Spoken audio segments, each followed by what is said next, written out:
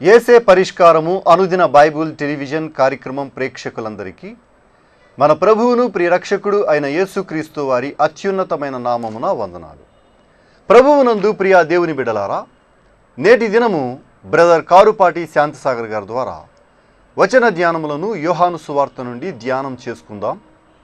మీరందరూ బైబుల్తోనూ నోట్బుక్తోనూ సిద్ధపడి ఉంటే గడచిన గురువారము మేము మీకు అందించిన క్విజ్ నెంబర్ 269లోని ప్రశ్నలు, వాటి సమాధానాలు ముందుగా నేను చదువుతానండి. మీరు రాసిన సమాధానాలతో వాటిని సరిపోల్చుకోండి. క్విజ్ నెంబర్ 269 మొదటి ప్రశ్న. లాజరుకు ఆ వ్యాధి ఎందుకు వచ్చినదని యేసు చెప్పెను? దీనికి సమాధానము దేవుని మహిమ కొరకు. రెండో ప్రశ్న. ప్రధాన యాజకులు లాజరును ఎందుకు చంపదూచిరి? దీనికి సమాధానము లాజరును బట్టి అనేక మంది యూదులు యేసును విశ్వసించిరి. మూడో ప్రశ్న. పునరుత్థానమును జీవమును నేనే రిఫరెన్సు వ్రాయండి. దీనికి సమాధానము యోహాను సువార్త 11వ అధ్యాయము 25వ వచనం. నాలుగో ప్రశ్న. అధికారులు యేసును విశ్వసించినను ఎందుకు ఒప్పుకొనలేదు? దీనికి సమాధానము వెలివేయబడుదుమేమో అని భయపడిరి. ఐదో ప్రశ్న. యేసు ఈ లోకమునకు ఎందుకు వచ్చితనని చెప్పెను?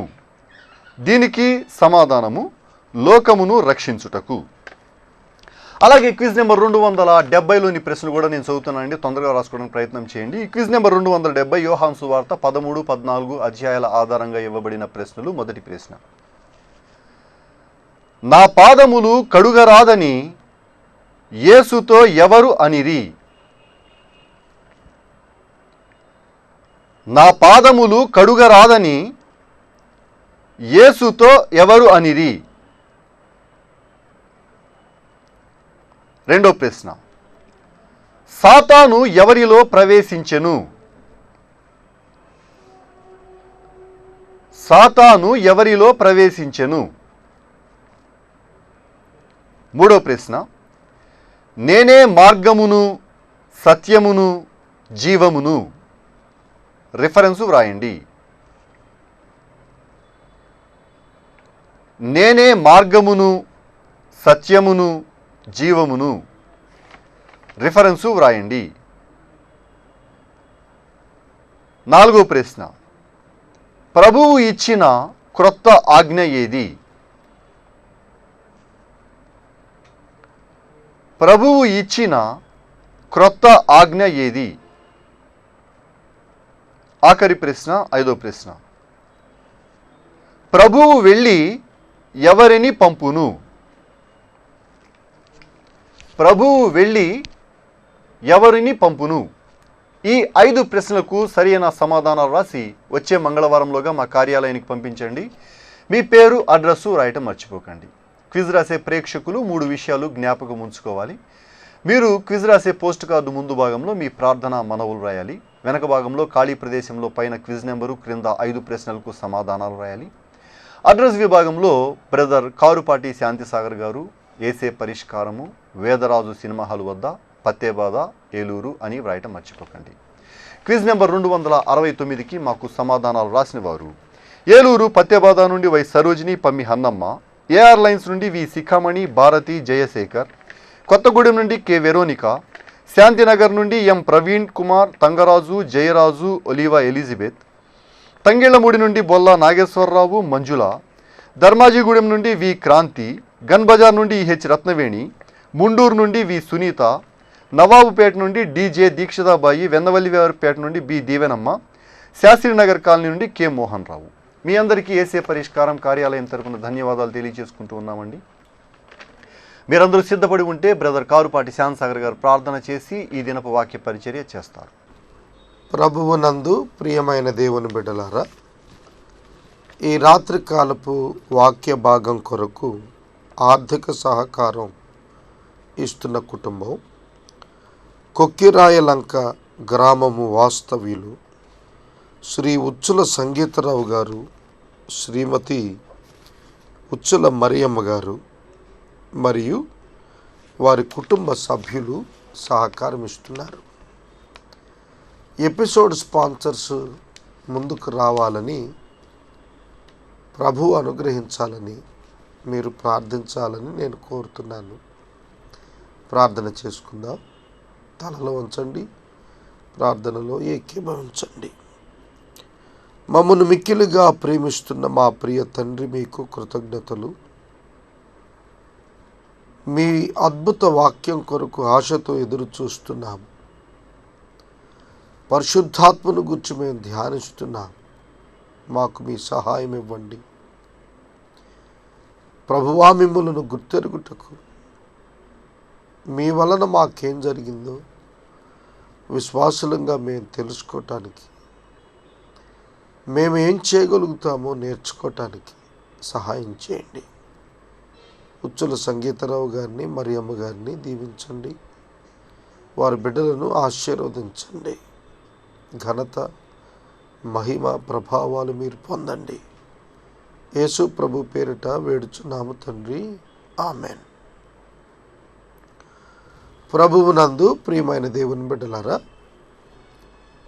3000 ఎపిసోడ్స్ పూర్తయిన సందర్భంగా ఈ మాసం 12వ తారీఖు అనగా సోమవారం సాయంకాలం 5:30 గంటల నుండి 8:30 గంటల వరకు ఐఏడిపి హాల్, కోర్టు సెంటర్లో ఉన్న డిఓ ఆఫీస్కు ఎదురుగా, స్టేట్ బ్యాంక్ ఆఫ్ ఇండియా రోడ్లో రిజిస్టర్ ఆఫీస్ ప్రక్కన ఉన్నటువంటి హాల్ నందు ప్రత్యేకమైన కృతజ్ఞత కూడిక ఏర్పాటు చేశాం.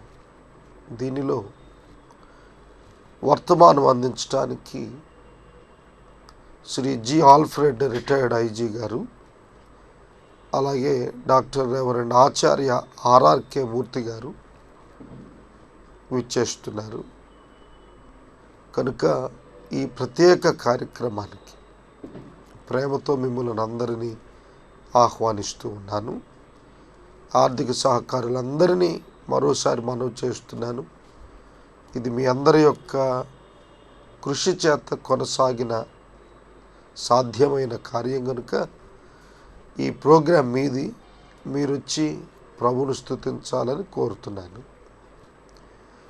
ఈ రాత్రి క్విజ్ రాసిన బిడ్డలను నేను అభినందిస్తున్నాను. క్విజులు కూడా ఇంకా కొన్ని వారాలు అయితే 300 వారాలు అవుతాయి. 300 వారాలు అయినప్పుడు ఒక మెగా క్విజ్ ఏలూరు పట్టణంలో మనం కండక్ట్ చేసుకుందాం. దానిని కూడా సెలబ్రేట్ చేద్దాం.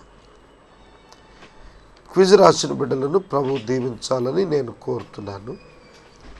దేవుని యొక్క వాక్యంలోనికి వెళదాం. యోహాను సువార్త 16వ అధ్యాయం 13వ వచనం మీ ముందు ఉంచుకోండి. యేసుక్రీస్తు ప్రభువారు అప్పగించబడటానికి ముందు రోజున, ఆ రాత్రి ఆయన మేడగదిలో ఆఖరి రాత్రి భోజనం, కడరాత్రి భోజనం, పస్కా ఆచరించారు. ఆ పస్కాలో అనేకమైన సంగతులు ఆయన వారికి బోధించారు. ఆ విధంగా బోధిస్తూ అనేక విషయాలు మీకు చెప్పాల్సినవి ఉన్నాయి, కానీ వాటిని మీరు ఇప్పుడు తట్టుకోలేరని చెబుతూ పరిశుద్ధాత్మదేవుడు వారికి అనుగ్రహించబడిన తరువాత ఏం చేస్తాడు వారికి అనేది తెలియచేస్తున్నాడు. చూడండి 13వ వచనం. అయితే ఆయన అనగా సత్యస్వరూపి అయిన ఆత్మ వచ్చినప్పుడు మిమ్మును సర్వ సత్యములోనికి నడిపించును. ఆయన తనంతట తానే ఏమియు బోధింపక వేటిని వినునో వాటిని బోధించి సంభవింపబోవు సంగతులను మీకు తెలియచేయును. ఆయన నా వాటిలోనివి తీసుకుని మీకు తెలియచేయును గనుక నన్ను మహిమపరచును. సత్యస్వరూపి అయిన ఆత్మ అని చెప్పాడు. సత్యస్వరూపి అంటే ఏమిటి? స్వరూపము కొలస్సీ పత్రికలో మనం చూస్తున్నప్పుడు యేసుక్రీస్తు ప్రభువు నందు అదృశ్య స్వరూపం. యేసుక్రీస్తు ప్రభువునందు దేవుడు అదృశ్యుడిగా ప్రత్యక్షమయ్యాడు. క్రీస్తునందు దేవుడు ఉన్నారు, ఆయన ప్రత్యక్షమయ్యారు. కొలస్సీ పత్రిక మనం చూస్తే మొదటి అధ్యాయం 15వ వచనం,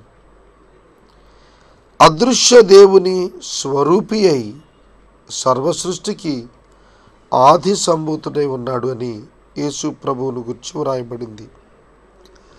అదృశ్య దేవుడు, కనపడని దేవుడు, చూడలేనటువంటి దేవుడు, ఆయన యొక్క స్వరూపం, ఆయన యొక్క దృశ్య స్వరూపం యేసుక్రీస్తు. ఫిలిప్పీ పత్రిక 2వ అధ్యాయంలో కూడాను యేసుక్రీస్తు ప్రభువును గురించి రాస్తూ అంటాడు 6వ వచనంలో, ఆయన దేవుని స్వరూపము కలవాడై ఉండి దేవునితో సమానముగా ఉండుట విడిచిపెట్టకూడని భాగ్యం అని ఎంచుకోలేదన్నాడు. యోహాను సువార్త 14వ అధ్యాయం అన్నాడు, నేను మార్గము సత్యము జీవమునై ఉన్నాను అన్నాడు. యోహాను సువార్త 4వ అధ్యాయంలో అన్నాడు, దేవుడు ఆత్మ గనుక ఆరాధించువారు ఆత్మతోనూ సత్యంతోనూ ఆరాధించాలి అన్నాడు. సత్యము స్వరూపము ఆత్మ, సత్య స్వరూపి అయిన ఆత్మ. యేసు సత్యం, దేవుడు ఆత్మ. దేవుని యొక్క స్వరూపం యేసు, ఆయన సత్యం. ఆ సత్యం యొక్క స్వరూపం ఆత్మ. చూడండి, త్రిత్వం అద్భుతంగా అర్థమవుతుంది. తండ్రి, కుమారుడు, పరిశుద్ధాత్మ దేవుడు ఒకే స్వరూపం, ఒకే గాడ్ హెడ్, ఎలోహీం దేవుడు అని పిలువబడ్డాడు. పరిశుద్ధాత్ముడు దేవుడు, ఆయన ఆత్మగా ప్రత్యక్షమయ్యాడు. కనులకు కనపడలేదు ఆయన, కానీ వారి జీవితాల్లో పనిచేశాడు, వారి హృదయాల్లో నివాసం ఉండేట్లుగా దిగి వచ్చాడు. ఆ సత్య స్వరూపి అయిన ఆత్మ, పరిశుద్ధాత్మ వచ్చినప్పుడు మిమ్మును సర్వసత్యములోనికి నడిపించు. వాక్యము సత్యం, వాక్యము సత్యం. వాక్యము ప్రకారం జీవించటం అంటే సత్యం ప్రకారం జీవించటం. అలాంటి వాక్యములో సర్వసత్యములోనికి నడిపించును అనగా యేసు బయలుపరిచినటువంటి వాక్యాన్ని తీసుకుని పరిశుద్ధాత్మ దేవుడు నూతన నిబంధన గ్రంథాన్ని వ్రాయించబోతున్నాడు. దేవుని ఆత్మ ప్రేరణ చేత పరిశుద్ధ బైబిల్ గ్రంథం లిఖించబడుతోంది. యేసు మాట్లాడుతున్నప్పుడు క్రీస్తు శకం 30వ సంవత్సరం, బైబిల్ పూర్తయింది క్రీస్తు శకం 90వ సంవత్సరం. రాబోతున్న 60 సంవత్సరాల్లో అపోస్తలుల ద్వారా పరిశుద్ధాత్మ దేవుడు వ్రాయించబోతున్న దివ్యమైనటువంటి వాక్య సత్యం యేసు వాక్యం. ఆ వాక్యములో నుండి పరిశుద్ధాత్మ దేవుడు తన విశ్వాసుల చేత, యేసునందు విశ్వాసం ఉంచిన వారి చేత లిఖింప చేయటానికి సర్వసత్యములోనికి, కంప్లీట్నెస్ ఆఫ్ ట్రూత్, రక్షణ పొందటం వరకు యేసుక్రీస్తు ప్రభువారు రక్షణ సిద్ధపరచటం వరకు ఆయన చేశారు. ఆ తరువాత విశ్వాసి పరిపూర్ణుడిగా లోకంలో కనపరచబడటానికి ఏం చేయాలి అనేటువంటి అనేకమైన వివరాలు ఈ సువార్త అనంతరం వచ్చిన పత్రికలలో పరిశుద్ధాత్ముడు వ్రాయించాడు. ఆఖరిగా ప్రకటన గ్రంథం సహితం ప్రభువు తన దూత చేత యోహానుకు ప్రత్యక్షపరిచి రాయించారు. దేవుని ఆత్మ ప్రేరణ చేత అపోస్తులు పత్రికలు రాశారు. వాటిలో సర్వసత్యములోనికి నడిపించబడటానికి ఉపయోగపడే ప్రతి విధమైన సందేశం లిఖించబడింది. పరిశుద్ధాత్మ దేవుడు సర్వసత్యములోనికి నడిపిస్తాడన్నప్పుడు ట్రాన్స్ఫర్మేషన్, రూపాంతరపు అనుభవములోనికి ఒక విశ్వాసిని నడిపిస్తాడు అనేది మనం అర్థం చేసుకోవాలి. సత్యమును గుర్చిన అవగాహన యేసు జీవించిన దినాల్లో ఆయన ప్రకటించినప్పటికీ మనుషులకు అర్థం కాలేదు. పిలాతు సైతం అడిగాడు, సత్యం అంటే ఏంటి? నీవు సత్యములో ఉంటే సత్యం అంటే ఏంటో నీకే అర్థమయ్యేది. నీవు సత్యంలో లేవు గనక నీకు సత్యం అంటే తెలియదంటే పిలాతు బుర్రగొక్కుని ఉంటాడు ఆ రోజున. ఎందుకంటే అర్థం కాదు. వాక్యమైన యేసే సత్యం.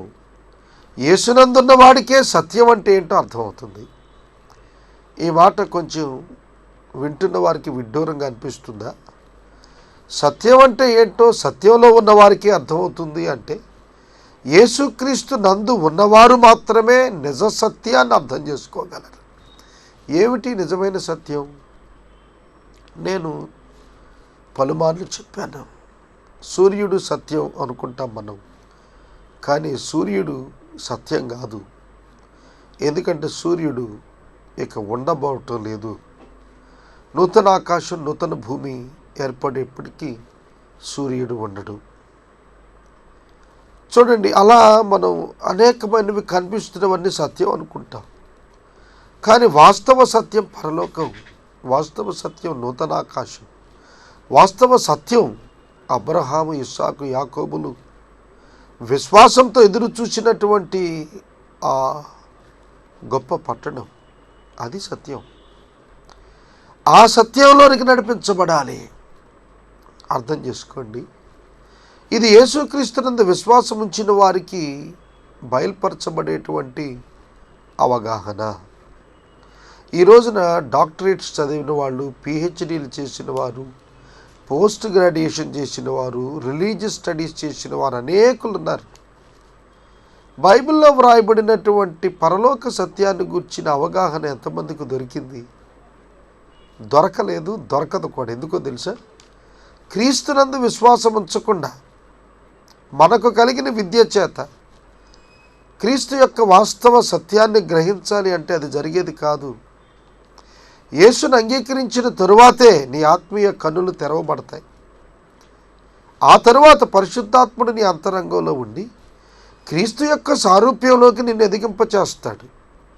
అదే సర్వసత్యంలోనికి నీవు నడిపించబడటం, దినదినము క్రీస్తు యొక్క సారూప్యంలోనికి రూపాంతరం చెందటం. ఇది మన పట్ల దేవుని చిత్తమని రోమాపత్రిక 12వ అధ్యాయంలో మొదటి 2 వచనాల్లో పౌలు రాస్తూ వచ్చాడు. ఆయన వచ్చినప్పుడు ఎవరైనా సత్యస్వరూపి అయిన ఆత్మ అనగా యేసుక్రీస్తు ప్రభువు ఏమైతే బోధించాడో దానిని తీసుకుని యేసుక్రీస్తు ప్రభువును పోలినవాడుగా అనగా ఆదరణకర్తగా, ఆత్మగా ఆయన ఈ లోకానికి రాబోతున్నాడని శిష్యులతో మాట్లాడుతున్నాడు. సర్వసత్యములోనికి ఆయన మిమ్మల్ని నడిపిస్తాడు. ఆయన తనంతట తానే ఏమీ బోధింపడు.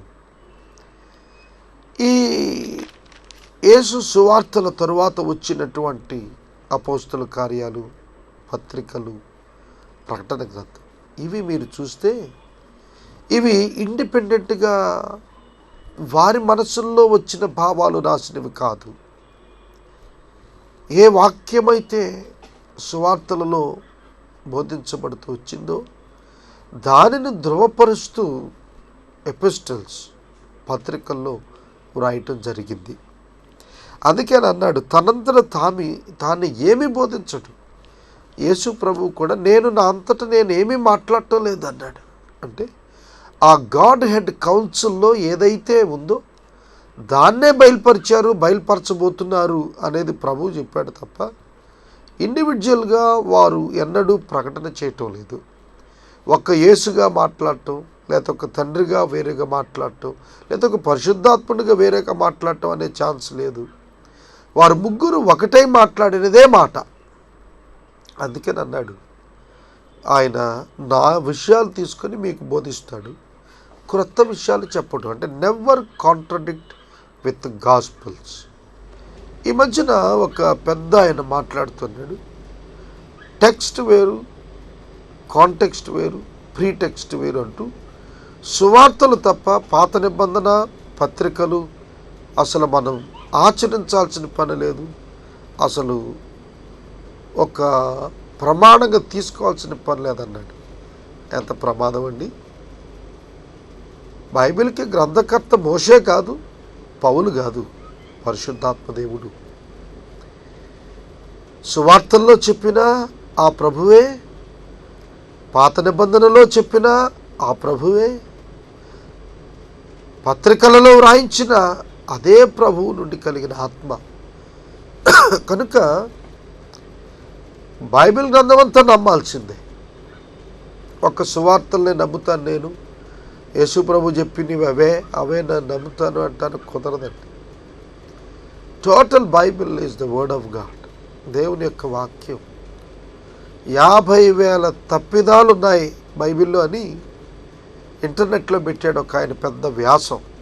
ఆయన రాసిన తప్పిదాలు ఏమిటో తెలుసా? ఆయనకి ఏం అర్థం కాలేదో అవన్నీ తప్పిదాల కింద చూపించాడు అంతే.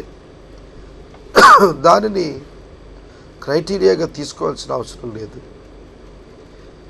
యేసును నమ్మని వారికి అంతా కన్ఫ్యూజనే. మీరు ఆకాశంలోకి చూడండి, మీ కంటికి కనిపిస్తాయి నక్షత్రాలు. మీకు కంటికి కనిపించిన సంఖ్య వరకే మీరు నక్షత్రాలు అనుకుంటే ఎంత పొరపాటు. నీకు కనపడలేదు కదా, నువ్వు లెక్కబెట్టలేకపోయావు కదా, నీకు అంకెలు రాలేదు కదా అని నక్షత్రాలు ఇంకా లేవు అంటే ఎలా సాధ్యం? అలాంటి అనుమానాలు అన్నమాట అవన్నీ. ఎవరైతే సర్వసత్యంలోనికి నడిపించబడతారో వారు మాత్రమే కన్విన్స్ అవుతారు బైబిల్ దేవుని వాక్కని. యేసుక్రీస్తునందు విశ్వాసం ఉంచకుండా, యేసే దేవుడని ఒప్పుకోకుండా బైబిల్ గ్రంథం నాకు అర్థం కాలేదు అని చెబితే అది హాస్యాస్పదమే. పలుమార్లు నేను ఈ మాట చెబుతూ వచ్చాను. గ్రహించండి, పరిశుద్ధాత్మ దేవుని సహాయం లేకుండా బైబిల్ గ్రంథం చదవటం, అర్థం చేసుకోవటం జరిగే పని కాదు. అక్షరం ద్వారా అర్థమయ్యేది కాదు ఇది. ఆత్మ జీవింపచేస్తుంది, అక్షరం చంపుతుంది అన్నాడు.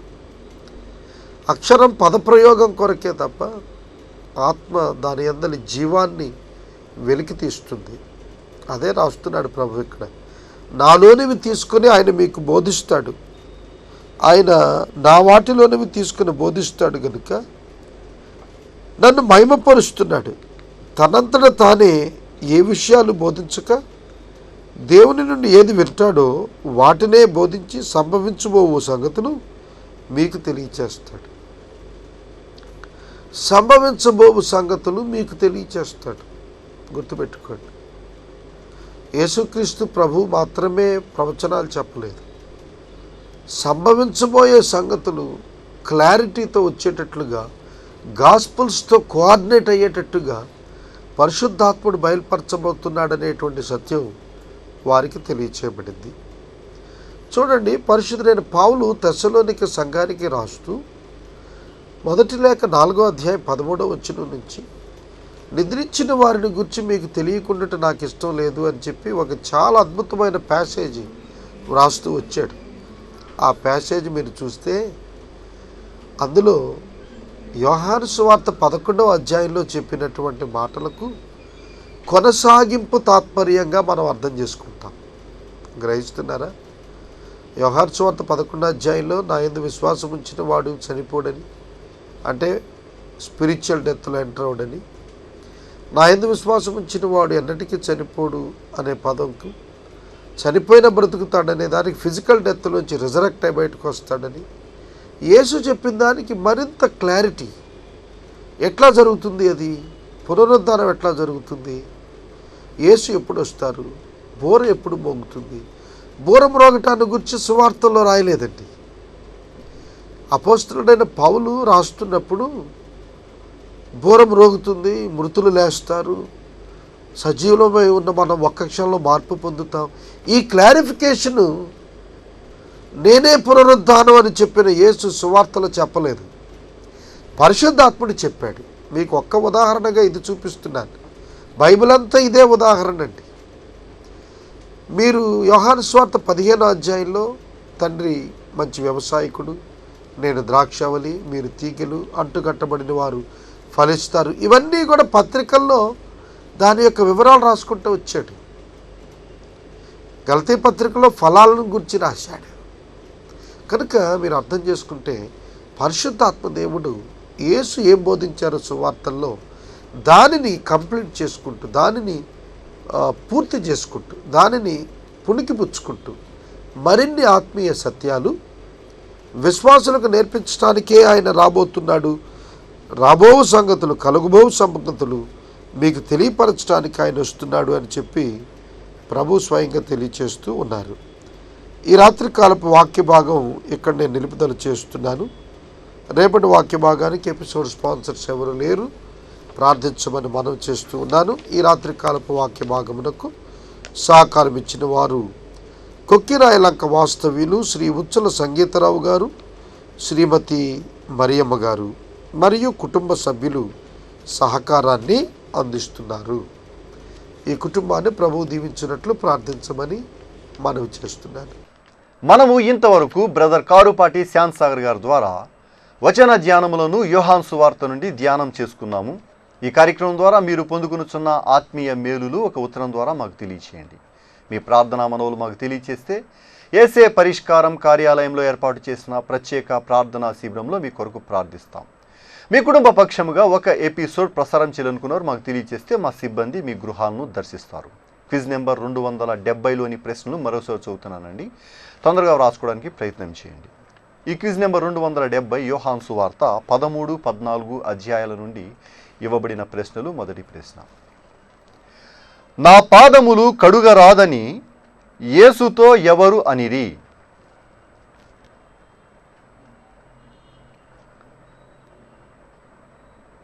నా పాదములు కడుగరాదని యేసుతో ఎవరు అనిరి? రెండో ప్రశ్న, సాతాను ఎవరిలో ప్రవేశించెను? సాతాను ఎవరిలో ప్రవేశించెను? మూడో ప్రశ్న, నేనే మార్గమును, సత్యమును, జీవమును. రిఫరెన్సు వ్రాయండి. నేనే మార్గమును, సత్యమును, జీవమును. రిఫరెన్సు వ్రాయండి. నాలుగో ప్రశ్న, ప్రభువు ఇచ్చిన క్రొత్త ఆజ్ఞ ఏది? ప్రభువు ఇచ్చిన క్రొత్త ఆజ్ఞ ఏది? ఆఖరి ప్రశ్న, ఐదో ప్రశ్న, ప్రభువు వెళ్ళి ఎవరిని పంపును? ప్రభువు వెళ్ళి ఎవరిని పంపును? ఈ 5 ప్రశ్నలకు సరైన సమాధానాలు రాసి వచ్చే మంగళవారంలోగా మా కార్యాలయానికి పంపించండి. మీ పేరు, అడ్రస్సు రాయటం మర్చిపోకండి. ముగింపు ప్రార్థన ఆశీర్వాదాలతో ఈ కార్యక్రమాన్ని ముగించుకుందాం. ప్రార్థన చేసుకుందాం. తలలు వంచండి, ప్రార్థనలో ఏకీభవించండి. మమ్మల్ని మిక్కిలుగా ప్రేమిస్తున్న మా ప్రియ తండ్రి, మీకు వందనాలు. వాక్యం వింటున్న బిడ్డలను దీవించండి, ఆశీర్వదించండి. ప్రభు, ఈ సమయంలో మమ్మల్ని మీ చేతికి అప్పగించుకుంటున్నా. ఘనత, మహిమ, ప్రభావాలు మీరు పొందండి. ఈ రాత్రికాలపు వాక్య భాగానికి సహకారం ఇచ్చిన సంగీతరావు గారిని, మరియమ్మ గారిని మీరు దీవించండి. ఈ రాత్రికాలము వాక్యం విన్న బిడ్డలు పరిశుద్ధాత్మను అర్థం చేసుకోవటానికి సహాయం చేయండి. లేఖనాలను అర్థం చేసుకోవటానికి సహాయం చేయండి. ఘనత, మహిమ, ప్రభావాలు మీరే పొందండి. మీరు ఈ దిన మధ్యాహ్నం నుండి మాకు ఇచ్చిన మంచి వాతావరణం కొరకు మీకు వందనాలు చెల్లిస్తున్నాం. ప్రభు, ప్రత్యేకంగా క్విజ్ రాసిన వాళ్ళని దీవించండి. యేసు దివ్య నామములో అడుగుచున్నాం తండ్రి, ఆమేన్. తండ్రి అయిన దేవుని ప్రేమ, కుమారుడైన యేసయ్య కృప, పరిశుద్ధాత్మ దేవుని యొక్క అన్యోన్య సహవాసము సదాకాలం మనందరికీ తోడై ఉండును గాక. ఆమేన్.